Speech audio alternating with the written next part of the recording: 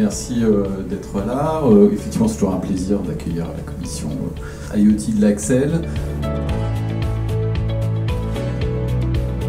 L'IoT aujourd'hui, dans le domaine de l'assurance, ça peut être une vraie révolution, notamment dans le domaine de l'automobile, mais aussi dans le domaine de la maison connectée.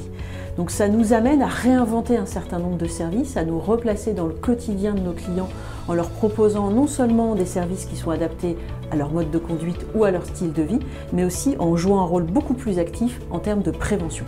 Notre solution permet à un loueur très rapidement de vous proposer une location 100% digital, 100% smartphone. Vous voyez, vous n'avez plus besoin de croiser personne pour louer et récupérer votre véhicule. Nous, on pense que le commerce va évoluer de plus en plus vers plein de nouveaux canaux.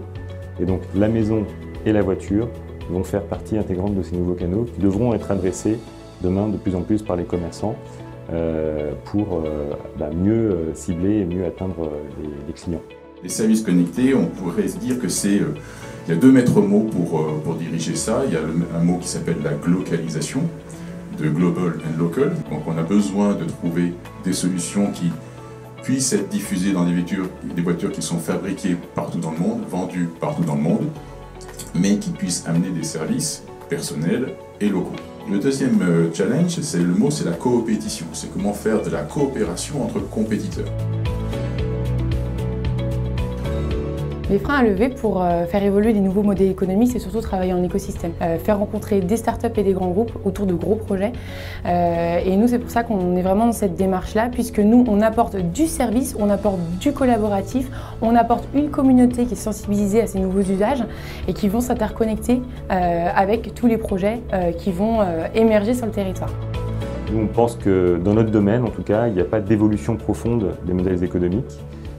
Par contre, ce qui va vraiment être impacté, ce sont les parcours clients. Et donc, il va falloir inventer ces parcours clients, donc des nouveaux modes d'interaction qui vont permettre de s'adapter à ces nouveaux usages. Pour faire émerger ces nouveaux modèles économiques autour de l'IoT, il y a plusieurs freins à lever. D'abord, le premier, c'est celui de la confiance, de la sécurité et de la protection des données.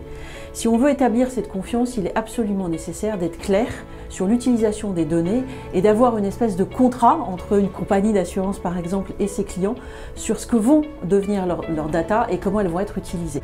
Le deuxième point aussi, c'est de créer tout un écosystème parce qu'il faut être englobant. Pour ça, il ne faut pas hésiter à s'entourer d'un certain nombre d'acteurs et aussi de startups pour avoir quelque chose de très complet et encore une fois de très couvrant. La grosse difficulté, en tout cas le gros enjeu, c'est la sécurité, la connexion, puisque une bonne partie de ces objets connectés sont finalement assez mal sécurisés aujourd'hui. Il y a une tendance très très forte qui est de plus en plus de partage dans la consommation de la voiture. Et donc les coûts en fait, par utilisateur vont diminuer.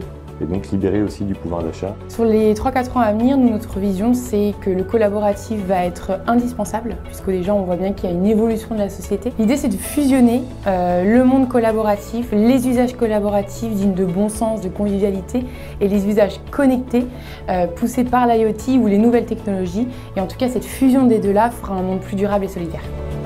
Alors certainement, dans les prochaines années, on va continuer à avoir un essor qui est absolument incroyable autour des objets connectés, mais on ne pourra pas avoir des milliers d'acteurs sur ce domaine-là. Donc il est fort à penser qu'on ait une consolidation dans ce domaine-là. Et ce qui va être important, c'est de voir quels vont être les grands acteurs pour vraiment co-construire avec eux des solutions qui ramènent de la valeur aux clients et qui nous permettent de se réinstaller véritablement dans le quotidien de nos assurés.